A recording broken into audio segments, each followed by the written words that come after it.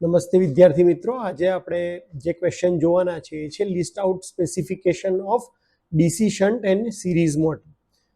સૌથી પહેલાં એ સમજીએ કે સ્પેસિફિકેશન કોને કહેવાય. તમે માર્કેટમાં જ્યારે કોઈ પણ વસ્તુ લેવા જાઓ છો તો જેના ઉપરથી તમે આઈડેન્ટિફાઈ કરી શકો આ એ વસ્તુને, જેમ કે હું માર્કેટમાં જઈ અને એમ કહું કે મને એક લેમ્પ આપો, તો એનું સ્પેસિફિકેશન નથી. દુકાનદાર મને પૂછશે કે ભાઈ કયા ટાઈપનો લેમ્પ જોઈએ છે, કેટલા વોટેજનો લેમ્પ જોઈએ છે, તો મારે કહેવું પડશે કે ભાઈ વ્હાઇટ લાઇટ આવતી હોય 200 વોટ અથવા 100 વોટનો લેમ્પ હોવો જોઈએ, એમાંથી આટલો લ્યુમન્સ પ્રકાશ આવવો જોઈએ, લક્સ એનો આટલો હોવો જોઈએ, પાવર એનો જે પાવર રિક્વાયરમેન્ટ છે એ આટલી હોવી જોઈએ, સ્પેસ ટુ હાઇટ રેશિયો જે મારે મેન્ટેન કરવાનો છે ઘરે એ આટલો છે, તો એ હિસાબથી મારે લેમ્પ લેવો પડશે.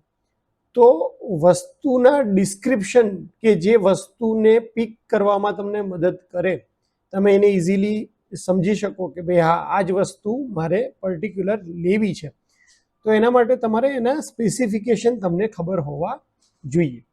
તો આપણે સ્પેસિફિકેશન કોના કોના કહેવાના છે? શન્ટ અને સિરીઝ મોટરના. હવે પહેલી વાત એ આવે કે જ્યારે પણ આપણે મોટરની વાત કરતા હોઈએ તો મોટરનો જે આઉટપુટ છે મિકેનિકલ આઉટપુટ છે, અને એટલા માટે એનો જે પાવર હશે એ હંમેશા હોર્સ પાવરમાં હશે. આની જગ્યાએ જનરેટર હોત તો આપણો જે પાવર છે એ કેડબ્લ્યુમાં હોત, પણ અહીંયા આપણું જે પણ હંમેશા સ્પેસિફિકેશન ડિઝાઇન થાય છે એ આઉટપુટ રિલેટેડ વધારે હોય છે, અને એટલા માટે આમાં જે પાવર લખ્યો છે 5 HP એ તમારો 5 HP આઉટપુટ પાવર મોટર આપે છે. બીજું જે સ્પેસિફિકેશન છે એ છે કે આર્મેચર વોલ્ટેજ, એટલે કે મોટરને કેટલા વોલ્ટેજની જરૂરિયાત પડશે. આ એક સ્પેસિફિકેશન નેમ પ્લેટની ડિટેલ મેં લીધી છે આપણા પ્રેક્ટિકલના લિસ્ટમાંથી જ. તો જનરલી આર્મેચર વોલ્ટેજ 230 વોલ્ટ, એની સ્પીડ કેટલી છે, મોટર છે તો એ કેટલી સ્પીડ માટે ડિઝાઇન થયેલી છે, તો 1440 RPM. મોટર જ્યારે રન થશે ફૂલ લોડ ઉપર ત્યારે કેટલો કરંટ કેરી કરશે? આની અંદર એનો જવાબ આવશે 22.5 એમ્પિયર. અને મોટરનું જે વાઇન્ડિંગ છે એ કઈ રીતે વાઉન્ડ થઈ છે, એટલે કે સિરીઝ મોટર હોય તો એમાં વાઉન્ડમાં લખ્યું હોય સિરીઝ, અને આ મોટર જેની મેં નેમ પ્લેટ લીધી છે એ છે શન્ટ વાઉન્ડ થયેલી, એટલે એની અંદર લખ્યું છે શન્ટ વાઉન્ડ. આ રીતે તમારે દરેક સ્પેસિફિકેશન સમજાવવાના હોય એટલે 5 વસ્તુ: power, armature voltage, speed, armature current અને કઈ વાઉન્ડ છે. આની અંદર તમે એક બીજું સ્પેસિફિકેશન એડ કરી શકો, એ છે ફિલ્ડ કરંટનું, જે મેઇન ડિફરન્સ ક્રિએટ કરે છે સિરીઝ અને શન્ટ વચ્ચે.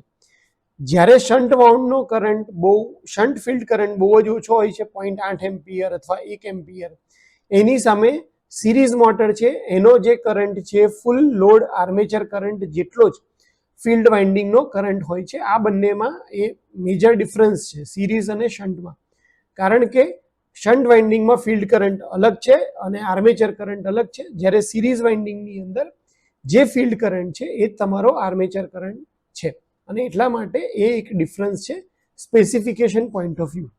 તો જો તમને સિરીઝ મોટરના સ્પેસિફિકેશન પૂછાય ત્યારે તમે સિરીઝ અથવા શન્ટ મોટરના, ત્યારે તમે આ વસ્તુ એક્ઝામ્પલ સાથે ડિસ્ક્રાઇબ કરી શકો. સેમ વસ્તુ જો જનરેટર માટે પૂછાય તો પાવર અહીંયા એચપીની જગ્યાએ તમે કિલોવોટનો એક્ઝામ્પલ આપી અને લઈ શકો છો. હોપ કે તમને સ્પેસિફિકેશન ખ્યાલ આવી ગયો હશે. Thank you so much.